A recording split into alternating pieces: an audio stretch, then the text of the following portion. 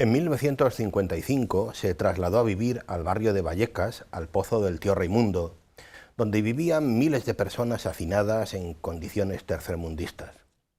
Allí entendió que lo de las dos Españas tan propio de la posguerra no servía para construir esa España nueva tan ansiada. Lo entendió y lo vivió trabajando con los más pobres, sobre todo. Hoy en 49 o más, azul y rojo.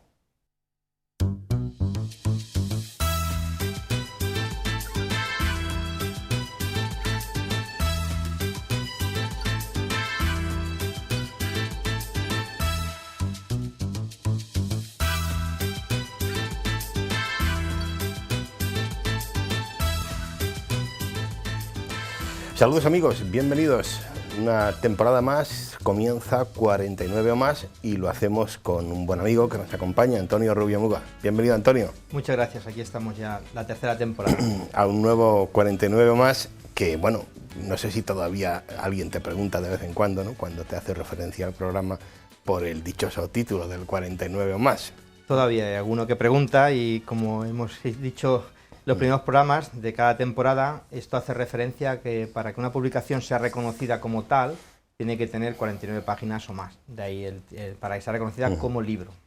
Esto es. Bueno, nosotros nos adentramos en una nueva temporada de la mano de una biografía, en este caso, y saben las personas que nos siguen, que procuramos traer libros de varios estilos y de varios ámbitos. En este caso es una biografía, repetimos autor, porque hemos traído ya, si no recuerdo mal, alguna cosa de Pedro Miguel Lamet, que es el autor de esta biografía que presentamos hoy.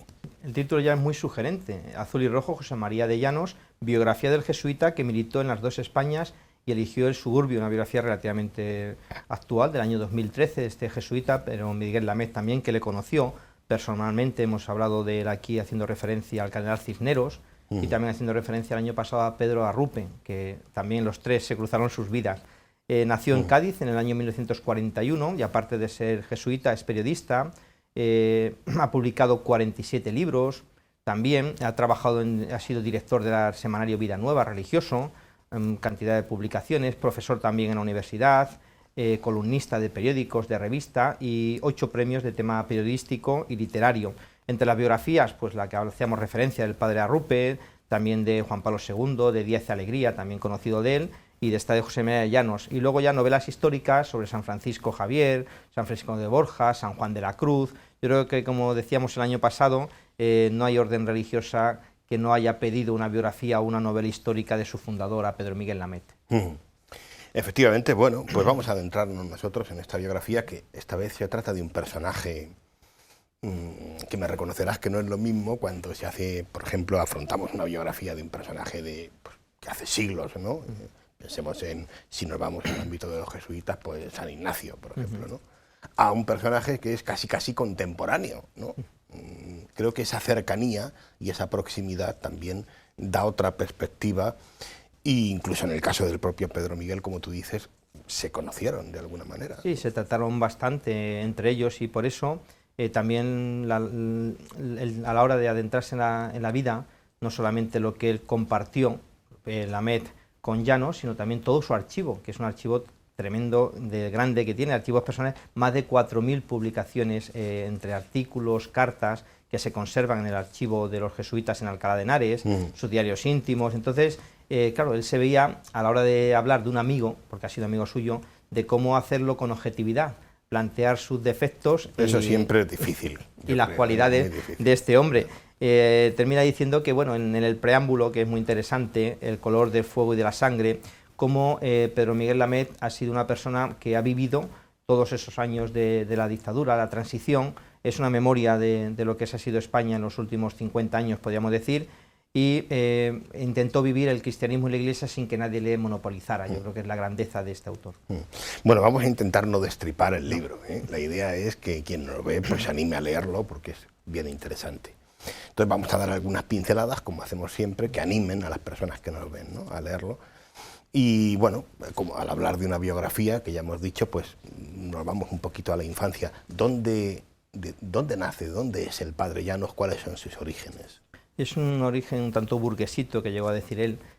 Nació el día 26 de abril del año 1906, hijo de un padre militar, Manuel de Llanos, y de una que luchó en la guerra de Cuba, y su madre, Dolores Pastor. Cuando él nació, sus padres tenían 35 años, al poco tiempo le bautizaron y le pusieron el nombre de José María del Buen Consejo, Pedro Nicomedes, Manuel Dolores de la Santísima Trinidad. Muy jesuita eso, muy jesuita. Ese nombre tan largo. Vivía en el barrio de Salamanca, él quedó huérfano cuando tenía solamente 13 años, ya eran 5 hermanos, y se trasladaron a una calle próxima al Retiro. Ahí, bueno, él vivió, sus tías fueron las que se hicieron cargo, su padre militar, de él y de sus hermanos. La madre ha fallecido en enero del año 1913. Recibió su primera comunión un 24 de mayo del año 14 y en el Colegio de las Ursulinas. Ahí empezaron pues esa formación tanto militar y también religiosa. Él decía, se definía como un burguesito huérfano y enamoradizo. Estudia el bachiller y a los 17 años ya empieza la carrera de químicas en la universidad en Madrid. La vocación, ¿cómo le viene la vocación en este caso a este José María, ¿no? Desde comienzos, pues dado también el carácter de su familia, del militar, su padre, las relaciones que ellos tenían, pues su formación pues fue bastante, en la universidad se introdujo en los movimientos políticos y en los movimientos religiosos, confesionales. Es ahí incluso donde entabla amistad con el padre Arrupe. Y un momento muy importante en su vida, que es, podríamos hablar, en la primera conversión, por así decirlo, un amigo que se llamaba Pepe Martín, que empezaba en los noviciados de los jesuitas, en enero del año 27. Él tenía entonces 21 años. Y él se plantea, ¿y yo por qué no? Su amigo se iba al noviciado, que entonces estaba en Aranjuez, y yo por qué no. Yo miré han contigo. Tenido los jesuitas un gran colegio, sí, el famoso Loyola. Pues allí entró en el año 27, en el año 1927, con 21 años, se marcha a Aranjuez de mano de su amigo. Es ahí el primer aldabonazo importante en su vida, lo cual suponía entonces una ruptura con todo su mundo.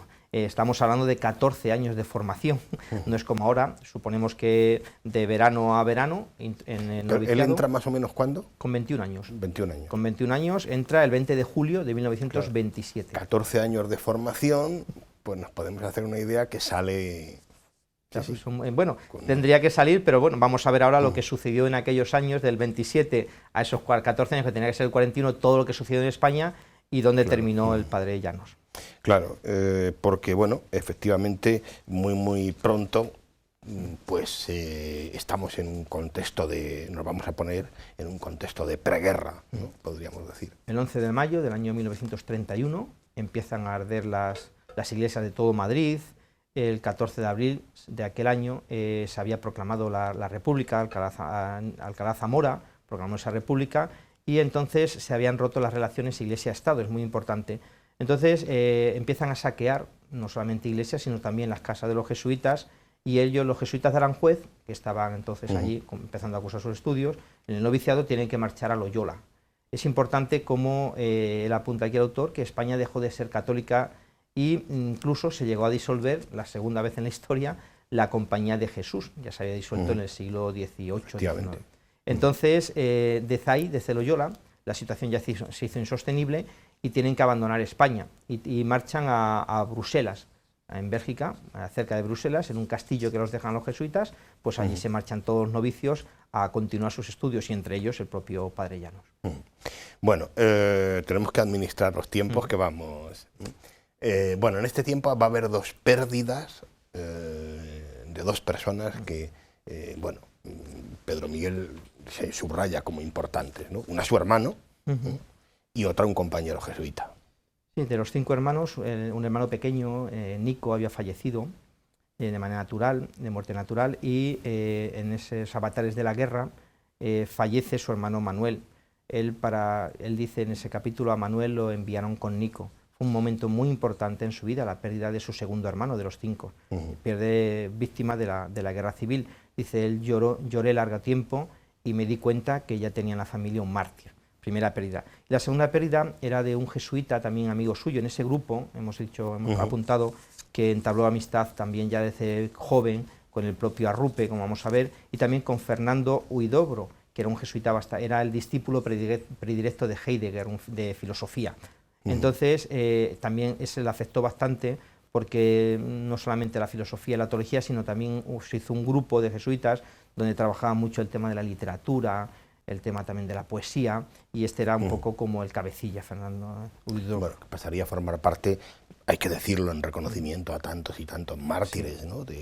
que nos dejó, tristemente, ¿no? Esa época y esos años tan duros en nuestro país. Sí, de Bélgica, luego vino a España, al servicio militar, que nunca llegó a realizar, tal vez a lo mejor porque su padre era militar. Pasó luego le encargaron en esa etapa salvar la gran biblioteca que apuntabas tú antes de Aranjuez. Ahí tenía y le pillaron y tuvo que exiliarse a Portugal. Por eso luego volvió otra vez, una vez que se termina la guerra, pues vuelve a España. Bueno, sitúanos un poquito cómo sucede entonces la aventura del Pozo.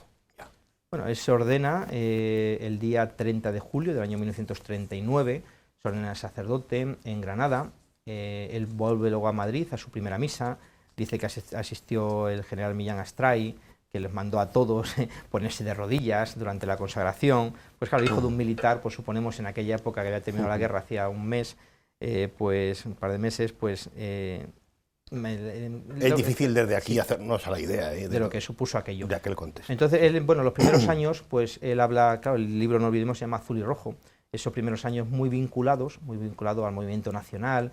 Había el único sindicato que se permitía a nivel universitario. Él había estudiado y había pertenecido a ese sindicato, y él, pues desde el principio, vivió muy unido a ese nacionalcatolicismo que podíamos hacer, también fruto de donde vivía, fruto de la familia y fruto de que los jesuitas en aquella época, podríamos decir que era como la élite intelectual y social dentro de las órdenes religiosas de la Iglesia. Él entonces, claro, a través de la universidad entabla relaciones pues con muchas personas del régimen, incluso potencia mucho el tema de las tandas de ejercicios espirituales, con lo cual va a pasar la florinata, podríamos decir, de aquella España, pasan por sus ejercicios espirituales. Hay un momento en donde el caudillo Franco le pide que no le toquen al padre Llanos, porque había hecho ejercicios espirituales con él. Entonces él vive sumido en esa España, podríamos decir, azul. Pero hay un momento, en el año 55, donde hay un eslabonazo en su vida, donde se plantea algo más en su vida, y pide a su provincial pues tener una experiencia en un suburbio de Madrid. Ellos al principio le quieren enviar a Ventanilla, al final de la calle Usera, pero él vuelve otra vez a insistir. Era una parroquia que estaba formada, que él quiere simplemente hacer una casa y vivir en comunidad, unos cuantos jesuitas, un par de jesuitas, y con personas, y ser una comunidad, una más, en medio de su barrio. Y ahí empieza esa gran aventura suya en ese lugar del Pozo del Tío Rimundo. Un lugar en el que de alguna manera también son como pioneros en ese sentido, ¿no? Estoy pensando a nivel eclesial, quiero decir, sí. No se conocían en ese momento experiencias similares. No, esto es él lo llama como una clara huida hacia adelante en su vocación, porque tenía como esas dos almas luchando en su interior. Un alma, pues que esas tensiones que él vivía, también fruto de las tensiones que empiezan a darse entonces en la propia universidad. En Santander, en comillas, él asiste a unos cursos de verano, allí se intenta monopolizar la universidad desde el gobierno, y eso también remueve no solamente esos ámbitos universitarios, sino también remueve su propia conciencia, esas dos almas que apuntaba. Claro. Por eso en esa Navidad del año 54 es cuando se plantea que él siente una llamada. Habíamos dicho la primera llamada en el año 27 con su amigo Martín para marcharse a los jesuitas, y él siente ahí la segunda gran aldabonazo, la segunda gran llamada en su vida. Dice, solo comparable con la de ser jesuita. Dice textualmente, en la pobreza, en el suburbio, en los hombres pequeños, mis hermanos, en todo aquello que hasta entonces había dejado de lado. Y en esa Navidad del 54 escribe y dice que él quería abrir una casita simplemente con un par de padres y un hermano en cualquier barriada. Cualquiera puede preguntarse, Antonio, conociendo la historia de dónde venimos, ¿no? La del propio padre Llanos, ¿no? De dónde venía él, cómo debió de ser el impacto que a él le causó cuando llega allí al Pozo del Tío Raimundo y empiezan esos primeros días, vamos a decir. Aquello era una zona agrícola. En el año 25 se habían asentado 5 primeras chabolas, en el año 1925, y entre ellas, una de ellas era la del Tío Raimundo, que tenía un pozo, y por eso es el Pozo del Tío Raimundo. A partir del año 47, 1947, fue donde llegó el gran aluvión de personas. Cuando ellos aterrizan allí, en el 48, un año después, hasta el 53, ya había 119 casas de las 5 primeras, era un barrio, una zona completamente agrícola, y cuando él llega, ya estamos hablando allí de que había en torno a unos 7.600 habitantes, sin luz eléctrica, sin asfaltar, absolutamente sin nada. No sé si te acuerdas, me hace un pequeño inciso, cuando visitasteis Villa Salvador, José Antonio Sánchez Valdemoro y tú, que me decía José Antonio, bueno, nos decía a nosotros, dice esto, en la España de la posguerra, cuando todo el tema de la chabola alrededor de los cinturones de Madrid, me acuerdo que él lo vivió, y claro, ahora cuando lo leía y hemos visto Villa, tú lo has visto también, esto por referencia, pues es prácticamente lo que tuvo que suponer aquello, 7.600 personas cuando él llega, absolutamente sin nada, sin luz, sin agua. Entonces había que plantearse, pues eso, lo que tú dices, el impacto que llega allí un sacerdote con su sotana, lo que suponía un sacerdote en aquella época de imagen social. Entonces él se plantea y no va solo. Él, desde el primer momento, no solamente la labor religiosa que va a ser, a la que va a dedicar, esto también es muy claro, lo deja Pedro Miguel en el libro, él va a dedicar su mayor parte del tiempo a la evangelización. También viene la labor social, pero fundamentalmente a la evangelización. Y decidió pues visitar, irse allí con más personas que le ayudaran en esa tarea social que vendría después. Sí, pero hay una cosa que me parece clara, ¿no? Y yo creo que se entiende cuando nos situamos bien, ¿no? en un lugar de tanta pobreza como es el que se encuentra el Padre Llanos. Él entiende la necesidad que entienden, y vuelvo si quieres a lo de Villa Salvador que comentábamos ahora, ¿no? Pues tantos misioneros cuando llegan a determinados sitios y ves tanta carencia, ¿no? Y entonces entiendes que tu labor, además de, por supuesto, una labor claramente evangelizadora y de anuncio de Jesucristo, tiene que ser también la de dar a esas personas o procurar que esas personas tengan unas condiciones de vida más o menos dignas, ¿no? Y a partir de ahí se entiende, o hay que entender, una labor de tipo social muy importante. Él todo lo hace con proyectos y lo llama el primero que proyecto que hizo, proyecto de residencia en el suburbio. Y él se plantea irse con un maestro. Este maestro va a ser Pedro Borregón y con 2 abogados. Uno de ellos vive en Illescas, Fernando Elena, sigue viviendo en Illescas, y Pepe Jiménez de Parga. Ellos le van a acompañar con un maestro, con 2 abogados, ¿para qué? Para que sean no solamente una ayuda espiritual, sino también para todo tipo de gestión. Y desde el primer momento, una escuela, lo fundamental. Luchan porque llegue la luz eléctrica, porque llegue el agua corriente. Esas chabolas que van a ir surgiendo poco a poco, chabolas de los domingueros que llaman, porque se va a fabricar el domingo, incluso le acusan desde el régimen de favorecer el chabolismo. Entonces se destina una partida de una serie de millones de pesetas de entonces por el director general de Vivienda para acabar con las chabolas allí, pero no es aceptado y la gente sigue yendo los domingos a construir, y él logra que unos estudiantes de arquitectura de Madrid vayan a construir. Incluso, esto es una anécdota muy curiosa, el propio Fisac, arquitecto famoso, fue el que había diseñado la primera casa donde él vivió. Claro, no pegaba para aquello. Fue algo muy sencillito, una simple habitación donde dormían y otra donde hacía de comedor, de capilla, todo allí junto. Bueno, y a partir de ahí se entienden también un fenómeno que luego vamos a conocer en esta época. Quizá un poco más adelante yo tengo referencias de las cooperativas, ¿no? Cooperativas de todo tipo, cooperativas en algún caso agrícola, cooperativas de tipo textil, pero un montón de sacerdotes, yo creo, luego, por aquella España tan necesitada, van a repetir un poco este modelo, ¿no? Él crea allí en el Pozo la cooperativa Copozo, y donde pone a Fernando Elena, este abogado, como presidente director de esa cooperativa, que va a ayudar pues, a ir poco a poco pues, acabando con esas chabolas y a ir construyendo las casas, no solamente construir, hago referencia, vuelvo otra vez a hacer referencia a la luz, al agua, a los colegios, incluso la llegada de la televisión, un cine, un pequeño hospitalito, con lo cual él se va a ir luego rodeando de personas que le van a ayudar en esa tarea social. Hay una historia aquí que tiene que ver con una religiosa, Teresa. ¿Cómo es esta historia? Pues en otoño del año 59, él llevaba allí 5 años, bueno, llevaba 4 años más o menos, había llegado al 5º, él lo vive como su segunda etapa dentro del Pozo. Él distingue como 2 etapas, la primera y esta segunda etapa, donde pues ya había logrado, dentro de las cosas, un comedor, y dice que un bar, que aquello era el centro social de la gente del Pozo. Y entonces aparece allí Teresa Hernández Pinoaga, que era una religiosa carmelita del monasterio de clausura del monasterio de Cuerva, aquí de Toledo. Aquella religiosa tenía problemas de salud, la invitaron a salir y entonces ella conoce la labor que está haciendo allí el padre Llanos y se marcha de un convento de clausura encerrada allí y dice ella: en la vieja chabola de Llanos me ocupé del trabajo social y de la atención a los enfermos.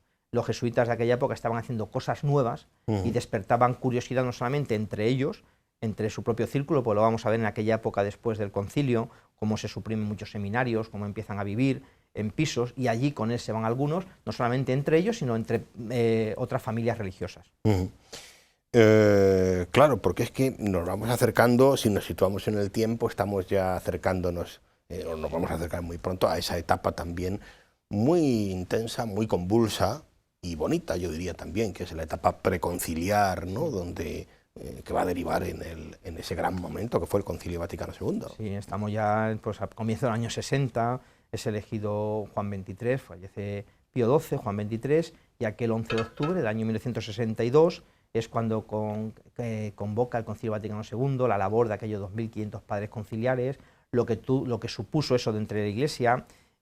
También es ahí él marca ese previo al concilio, tal vez también ya como un poco podríamos decir también de prolegómeno a lo que se va a vivir después, anticipándose con esa profecía, es su ruptura con su pasado azul. Ya empiezan también ciertas revueltas a nivel social y él ya como que se desvincula de esa primera etapa de su vida. Estamos en la segunda en el pozo y eso es una ruptura entre un antes y un después. Y también es interesante, ¿por qué? Porque en ese día, en la fecha, Franco quería visitar el pozo y fue a visitarlo en el año 1961. Y claro, los titulares de la prensa de aquella época, los rotativos, habían titulado Salvador de la Patria estrechando la mano al cura de los pobres. Él, para evitar eso, ese día se fue a la Sierra de Madrid a hacer una marcha con los chavales del pozo. Y eso ya supuso una ruptura con su pasado. Y es ahí, pues, empieza el Concilio Vaticano II, también muy interesante, como en el año 63, bueno, haya fallecido Juan XXIII, es elegido Pablo VI, continúa, y un poquito después, 2 años después, un amigo suyo, Pedro Arrupe, que hemos hecho referencia, va a ser elegido prepósito general de los jesuitas, y él le define como una acusada sensibilidad contemporánea. Pues en medio de todos esos debatares de la historia, pues Pablo VI, concilio, Arrupe, el pozo continúa su propia evolución y también Llanos, también su propia evolución en cuanto a pensamiento. Lógico. Nada, nos quedan 3 minutos, Antonio, para que te hagas una idea, más o menos. No, es que decía lo de Pedro Arrupe. Pedro Arrupe llegará a venir también a España, sí, siendo ya general, y visitará el pozo del tío Raimundo, y aquello no salió del todo bien. En mayo del año 1970, el padre Arrupe va a visitar durante 17 días España. Y una visita obligada era a su amigo Pedro Arrupe al pozo, aquello que había supuesto que un señorito del barrio de Salamanca se marchara a vivir allí al pozo, pues aquello había supuesto pues la comidilla, podríamos decir, de la élite de aquel Madrid. Y también como una experiencia de esa del Concilio Vaticano II que estaba apuntado.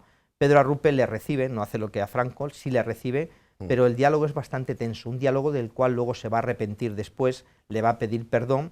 A Arrupe dice que fue un duro recibimiento y tuvo sus consecuencias. Hasta entonces, Llano era un hombre de confianza de los jesuitas de la provincia, y a partir de ese malentendido que tuvo con Arrupe, pues le va a costar ser reconocido como cabeza de aquellos jesuitas. Bueno, tenemos que terminar, Antonio, y no quería hacerlo sin hacer una referencia pues al final, ¿no? Casi al final del padre Llanos, y en ese momento en el que a él le quieren hacer un reconocimiento y entonces él dice: no lo acepto si no se lo hacen a Lele. Sí, él le querían dedicar una calle, evidentemente, él había visto crecer el pozo del tío Raimundo, convertirse pues en un barrio como otro cualquiera de Madrid, y propusieron hacer una calle. Entonces él dijo, bueno, si al Lele, que es un tal Juan Antonio que vendía cupones, que él le había conocido cuando Juan Antonio tenía 9 años, al padre Llano le tenía como un padre, lo que se suele decir el tontito del barrio, pero el padre Llano dice que conocía a cada persona por su nombre. Dice, fue un día muy bonito, porque sirvió pues para homenajear no solamente al padre Llano, su labor, sino a una persona del pueblo, como había sido el Lele. En fin, pues aquí terminamos. Lo hacemos, amigos, como siempre. Esta es la propuesta que les hacemos en esta semana. Azul y Rojo, una biografía interesante escrita por Pedro Miguel Lamet. Y terminamos nuestro programa con un texto que escoge Antonio, pues que de alguna manera refleja lo que les hemos querido presentar. En la última etapa de su vida, pues el padre Llanos no solamente recibe ese reconocimiento con su calle, sino la medalla de la Comunidad de Madrid, entra en relación con muchas personas y hay un escritor muy famoso que le va a dedicar una entrevista en el diario El País y habla así de Paco Umbral, habla así del padre Llanos. O mirar a los hermanos, contemplarle a él en los hombres, callar ante el fulgor a veces apagado pero real y misterioso de todo prójimo o hermano, que a más de hacer y decir, mira y lleva la dimensión más noble hacia adentro. Desde su retiro, Llanos miraba aquellos días hacia atrás, mientras celebraba aniversarios, los 20 años de la llegada al Pozo, con sed de aventurerismo y hartazgo de un Madrid burgués universitario importante, más en el fondo aquello de preferencia del maestro por los marginados, y el caso que me metieron por los ojos 80.000 emigrantes entre tinieblas y barro, a cargo un solo cura a 4 kilómetros de la Puerta del Sol. Era 1955. Y añade lo que echa de menos a la hora del balance: no conseguí ser vuestro amigo. O agradece y nombra a los amigos burgueses protectores que entonces le ayudaron, o a los que de su tercera revolución de comisiones, Cristianos por el Socialismo, Posconcilio, Mundialismo, Ecumenismo, No Violencia, hombres que me abrieron los ojos del todo. Ahora, desde su retiro, se siente atraído por la belleza de sus formas más puras, poesía y música, plástica también, que son como el último beso de los hombres y su cultura. Así acabarás por entenderle a él y esperar en paz la última llegada. En 1977 se cumplían 50 años de aquel día lejano, pero vivo, que el joven universitario dejó novia, carrera y familia para hacerse jesuita. Poco tiempo antes había escrito: soy consciente de que mi fidelidad a Jesús no solo es cosa de hombre, es también cosa suya, y que el sentido y razón última de mi poder decisorio, según el cual soy y estoy donde estoy, me supera y trasciende por todos lados.